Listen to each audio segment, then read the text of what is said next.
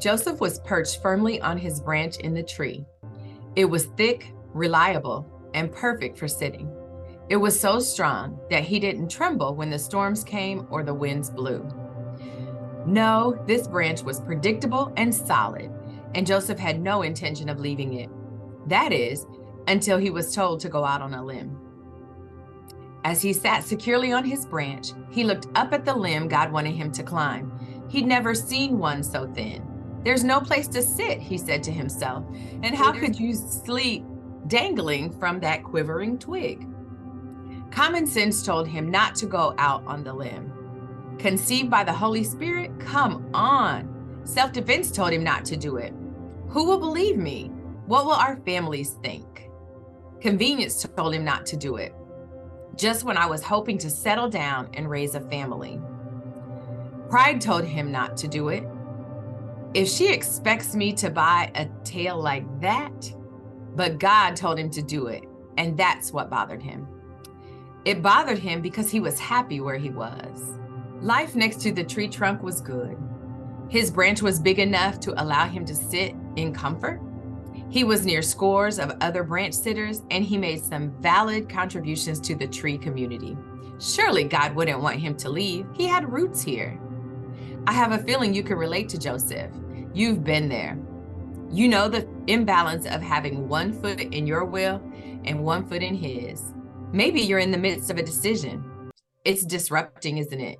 You've grown accustomed to your branch. And like Joseph, you've been a pretty good branch sitter. And then you hear the call. I need you to go out on the limb and take a moral stand, forgive, sacrifice. Regardless of the nature of the call, the consequences are the same: civil war. Though your heart may say yes, your feet may say no. Excuses blow as numerously as golden leaves in the autumn wind. That's not my talent. It's time for someone else to take charge.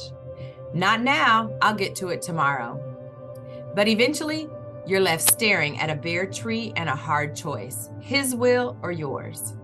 Joseph chose God's. After all, it was really the only option.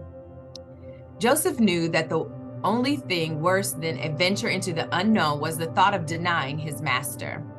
So resolute, he grasped the smaller limb. With tight lips and a determined glint in his eye, he placed one hand in front of the other until he dangled in the air with only the faith in God as his safety net. As things turned out, Joseph's fears were justified. Life wasn't as comfortable as it had been. The Messiah was to be born to Mary and raised in his home. He had to push away the sheep so his wife would have a place to give birth. He became a fugitive from the law. He spent 2 years trying to understand Egyptian. Have you been called to go out on a limb for God? You can bet it won't be easy. Limb climbing has never been easy. Ask Joseph, or better yet, ask Jesus. He knows better than anyone the cost of hanging on a tree.